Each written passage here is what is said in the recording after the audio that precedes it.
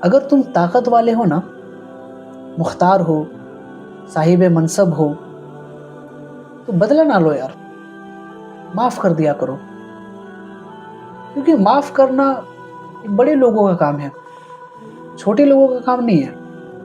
چھوٹے لوگ معاف کر ہی نہیں سکتے، اور اگر چھوٹا شخص معاف کر بھی دینا تو قدرت اسے بڑا کر دیتی ہے. اچھا، زیادہ سے زیادہ ہمارے ساتھ کسی نے کیا کیا ہوگا؟ اپنی شادی میں نہیں دعوت دیا ہوگا، ولیمے میں نہیں بلایا ہوگا، یا کسی ذاتی معاملات کو لے کر کچھ اختلاف ہوا ہوگا، یا زمین یا جائیداد کو لے کر کچھ بحث ہوئی ہوگی. زیادہ سے زیادہ کیا ہوا ہوگا؟ ہمارے اپنے کا کسی نے کلیجہ تو نہیں چبایا ہوگا نا، کسی کو ہمارے اپنے کو کسی نے قتل تو نہیں کیا ہوگا نا. بس چھوٹی چھوٹی باتوں میں ہم ایک دوسرے سے جو ہے نا الجھتے رہتے ہیں، جھگڑتے رہتے ہیں، اور دل میں نہ جانے مہینوں سالوں تک کینہ اور نفرت، عداوت بھر کر ہم یوں ہی جو ہے نا پھر اسی کے ساتھ میں ہم مٹی مل جاتے ہیں. معاف کرنا، میرے آقا صلی اللہ تعالی علیہ وسلم نے تعلیم دیا امت کو معاف کرنے کا. آپ کو پتہ ہے حوار بن اسود وہ شخص ہے جس نے حضور کی بڑی صاحبزادی بی بی زینب کو، جب آپ رضی اللہ تعالی عنہ جب مکہ سے مدینے کی طرف ہجرت کر رہی تھی، تو حوار بن اسود نے نا بی بی زینب کو نیزہ مارا، اور آپ اس میں شدید زخمی ہو گئی، اور اسی کی مرض سے آپ شہید بھی ہوئی. نبی پاک نے اعلان کر دیا تھا مدینے میں کہ اگر حوار دکھے نا تو اسے قتل کر دو. لیکن قربان جاؤں مدینے والے آقا پر، فتح مکہ کے روز جب حضور صاحب اختیار تھے، مختار تھے، صاحب منصب تھے، حضور چاہتے نا سب کو قتل کر دیتے. لیکن حضور نے کیا کیا؟ جب حوار آیا نا قریب، کپڑا باندھ کے، چہرے کو ڈھک کے آیا نا، اور کہا یا رسول اللہ صلی اللہ تعالی علیہ وسلم، آقا آپ تو غفار ہیں نا، آقا آپ تو معاف کرنے والے ہیں نا، آقا آپ بڑی سی بڑی غلطیوں کو معاف کر دیتے ہیں نا. تو حضور کیا کہتے ہیں معلوم ہے؟ حضور فرماتے ہیں حوار، بیٹیاں بھی کسی کو بھلاتی ہے؟ کوئی بھول سکتا ہے اپنی بیٹیوں کو؟ باپ سے پوچھو نا، میں کہتا ہوں باپ سے پوچھو نا بیٹیوں کی محبت، ایک باپ کے دل میں بیٹیوں کی کتنی محبت ہوتی ہے، پوچھو نا.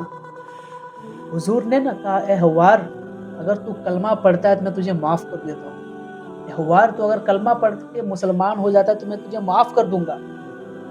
ہمارے پاس ہمارا ذرا تصور کیجئے حضور پر کیا بیتتی ہوگی. حضور سے زیادہ اپنی بچیوں سے کون محبت کر سکتا ہے؟ میرے آقا صلی اللہ تعالی علیہ وسلم نے تو تعلیم دیا ہے کہ اپنی بچیوں سے محبت کرو، بیٹی تمہاری گھر کی رحمت ہے، اپنی بچیوں سے محبت کرو. میرے آقا صلی اللہ تعالی علیہ وسلم نے تعلیم دی. ہم سے کئی گنا زیادہ حضور صلی اللہ تعالی علیہ وسلم اپنی شہزادیوں سے محبت کرتے تھے، جیسے کہ وہ اپنی امت سے محبت کرتے ہیں. لیکن حوار بن اسود جب آیا اور اپنی غلطیوں پر وہ شرمندہ ہوا، اس نے معافی مانگی، تو حضور نے اسے معاف کر دیا. اسی طرح سے آپ دیکھیے نا حضور کے چچا سیدنا حمزہ رضی اللہ تعالیٰ عنہ، ان کے کلیجے کو چبانے والے کو اس کو معاف کیا. حضور صلی اللہ تعالی علیہ وسلم کو کعبہ شریف میں داخل ہونے نہیں دیا گیا تھا جب حضور مکہ میں تھے. لیکن جب صاحب منصب ہوئے نا، مختار ہوئے حضور، اور جب مکہ واپس آئے نا فتح مکہ کے روز، تو عثمان بن طلحہ کے ہاتھ میں وہ چابی ہوا کرتی تھی کعبہ شریف کی. حضور چاہتے تو عثمان بن طلحہ کو اس کو چابی نہیں دیتے کہ نہیں تمہیں اب چابی نہیں دیا جائے گا، تم نے مجھے کعبہ میں داخل ہونے نہیں دیا تھا. لیکن حضور میرے صلی اللہ تعالی وسلم، قربان جاؤں میں آقا صلی اللہ تعالی وسلم پر. ذرا اس چیز کو تصور کیجئے نا، اگر ہمارے پاس چھوٹی موٹی دولت آ جاتی ہے، چھوٹے موٹے اقتدار میں آ جاتے ہیں، تو ہم کیسے اپنے رنگ بدل لیتے ہیں. ہمیں تو پھر جو ہے نا کچھ نظر ہی نہیں آتا، نیچے کا کچھ دکھتا ہی نہیں ہے. ہم سوچتے ہیں کہ نہیں، میرے پاس پاور ہے، میرے پاس طاقت ہے، میرے پاس قوت ہے، میرے پاس منصب ہے، میں جو چاہے کر سکتا ہوں. لیکن نبی پاک صلی اللہ تعالیٰ علیہ وسلم سے ہم نے سیکھا ہے، نبی پاک صلی اللہ تعالیٰ علیہ وسلم سے ہم نے سیکھا ہے کہ جب اقتدار میں ہو جاؤ، جب صاحب منصب ہو جاؤ، جب تمہارے پاس طاقت اور قوت ہو جائے نا، تو نرمی اختیار کرو، جھک کے رہو. کہتے ہیں نا، جو خاندانی رئیس ہے وہ مزاج رکھتے ہیں نرم اپنا، تمہارا لہجہ بتا رہا ہے تمہاری دولت نئی نہیں ہے. ذرا سا قدرت نے کیا نوازا کہ آ کے بیٹھے ہو پہلی صف میں، ابھی سے اڑنے لگے ہوا میں، ابھی تو دولت نئی نہیں ہے، ابھی تو شہرت نئی نہیں ہے. قربان جاؤں میرے آقا صلی اللہ تعالی علیہ وسلم.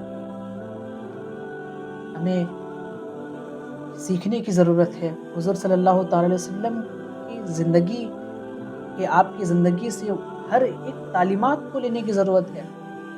ہمارے لیے نبی پاک صلی اللہ تعالی علیہ وسلم سے بڑھ کر کوئی دوسرا رول ماڈل ہو ہی نہیں سکتا. آج کی تاریخ میں ہم نوجوانوں کو دیکھتے ہیں، مسلمان نوجوانوں کو، کہ وہ بالی ووڈ ایکٹر کو اب رول ماڈل بنائے پھر رہا ہے، تو کسی اسپورٹس پرسن کو رول ماڈل بنائے پھر رہا ہے، تو کسی ہالی ووڈ سیلیبریٹیز کو، تو کسی بزنس ٹائکون کو. میں کہتا ہوں جاؤ نا یار، چھوڑو نا تم انہیں. کیوں ان کے پیچھے پڑتے ہو؟ کیوں ان کے پیچھے تصاویر لینے کی، سیلفی لینے کے لیے آگے پیچھے دوڑتے ہو؟ کیوں ان کی غلامی کرتے ہو؟ میں کہتا ہوں یار، غلامی کرو نا ان کی. آؤ نا سر دل کو رکھو نا اس بارگاہ میں، دل کو رکھو نا اس بارگاہ میں جس کے در کی کامیابی بھی غلامی کرتی ہے. تم کامیابی چاہتے ہو نا، کامیاب ہونا چاہتے ہو نا، تو یہ تو جانو کامیابی کس در سے ملتی ہے. کہ کامیابی رسول اللہ کی ٹھوکروں سے ملتی ہے، کامیابی رسول اللہ کی آستانے سے ملتی ہے. تم اگر چاہتے ہو کہ دل تمہارا منور ہو جائے، دل تمہارا روشن ہو جائے، دل میں تمہیں جو ہے نا روشنی ہی روشنی مل جائے، تو آؤ نا رسول باوقار صلی اللہ تعالی علیہ وسلم کے قدموں میں تو آؤ. رسول باوقار صلی اللہ تعالی علیہ وسلم کے قدموں میں اپنے دل کو جھکاؤ نا یار. تم چاہتے ہو نا کامیاب ہونا؟ کامیابی تو رسول اللہ کی ٹھوکروں میں ہے، رسول اللہ کی جوتیوں کے نیچے جو دھول ہے اس میں کامیابی ہے. تم کامیابی یہاں وہاں تلاشتے ہو کہ نہیں چیف منسٹر کے ساتھ، ایم ایل ایز کے ساتھ یا ایم پیز کے ساتھ فوٹو کھنچوا لینا یہ کامیابی نہیں، یہ کامیابی نہیں ہے. کامیابی رسول اللہ کے در پہ ہے. پھر دیکھو نا، جو رسول اللہ کی گن گانے لگتا ہے، دیکھو نا جو نبی کی نعتیں سنانے لگتا ہے، پھر دیکھو نا ان کے کتنے چاہنے والے ہوتے ہیں. میں کہتا ہوں یار، دنیا میں جب ایک کے دو چاہنے والے ہوتے ہیں، دنیا میں جب ایک کے دو چاہنے والے ہوتے ہیں تو دونوں میں تفریق ہوتی ہے، دونوں میں عداوت ہوتی ہے، دونوں میں نفرت ہوتی ہے، دونوں ایک دوسرے کے رقیب ہوتے ہیں. لیکن میں قربان جاؤں مصطفیٰ صلی اللہ تعالی علیہ وسلم پر کہ ان کے چاہنے والے، ان سے محبت کرنے والے آپس میں حبیب ہوتے ہیں، ان کے عاشق آپس میں حبیب ہوتے ہیں. جب ان کے در پہ دل جھک جائے نا، جب ان سے محبت ہو جائے نا، جب زبان پہ درود کی لڑی جاری ہونے لگے نا، پھر دیکھو نا کیسے تمہاری قسمت انگڑائی لیتی ہے. کامیابی چاہتے ہو نا، معاف کرنا سیکھو، درگزر کرنا سیکھو، لوگوں پر ہمدردی کرنا سیکھو، لوگوں کے ساتھ اچھے سے پیش آؤ. یہ نہ دیکھو کہ وہ بڑا ہے یا چھوٹا ہے، ہر کسی سے ایک سمان پیش آؤ، ایک جیسے پیش آؤ. یہ نہ دیکھنا کہ نہیں وہ صاحب منصب ہے تو میں ان سے جھک کے پیش آؤں گا، اور یہ چھوٹا غریب ہے تو میں اس سے اکڑ کے پیش آؤں. نہیں، تم مومن ہو، مصطفیٰ کے غلام ہو. عاشقان مصطفیٰ کسی سے نہیں ڈرتے. عاشقان مصطفیٰ سب کو ایک سامان دیکھتے ہیں، سب کی رسپیکٹ کرتے ہیں، خواہ وہ چیف منسٹر ہو، خواہ وہ جھوپڑی میں رہنے والا کوئی غریب ہو. یہ عاشقان مصطفیٰ کے اندر یہ خوبیاں پائی جاتی ہے. جب دل تمہارا حضور کی محبت سے جب دل تمہارا منور ہو جائے گا نا، پھر دیکھنا نا کیسی تمہاری زندگی بدلتی ہے، پھر دیکھنا نا قسمت کس طرح سے انگڑائی لیتی ہے۔ بس میں یہی میسج آپ کے حضور پہنچانا چاہتا تھا کہ حضور نے جو ہمیں یہ تعلیم دیا معاف کرنے کا، اس پر عمل کریں۔ آج دیکھیے لوگ دل میں عداوت، نفرت، یہ ساری چیزیں لے کر قبر تک پہنچ جاتے ہیں، قبر تک پہنچ جاتے ہیں۔ کیا ہوتا ہے؟ کچھ نہیں۔ 60 سال کی زندگی میں آپ تو 30 سال سونے میں گزار دیتے ہیں، 5 سے 10 سال لے لیجئے کہ سفر میں یا دیگر چیزوں میں۔ آپ اصل اگر دیکھا جائے تو اصل میں آپ نے دنیا کو اگر کیلکولیشن کے حساب سے یا ایوریج بھی نکالا جائے تو آپ نے دنیا کو صرف 10 سال دیکھا ہے۔ اس 10 سال کی زندگی کے لیے، اس 10 سال کے لیے آپ لوگوں سے جھگڑ رہے ہیں، ان سے ان کے لیے دل میں عداوت رکھ رہے ہیں، ان سے نفرت کر رہے ہیں، ان کی برائیاں کر رہے ہیں، بدگمانی کر رہے ہیں، اور انہی سب وجہ سے آپ ڈپریشن میں بھی جا رہے ہیں، بے چین ہو رہے ہیں، آپ کی زندگی میں سکون نہیں ہے۔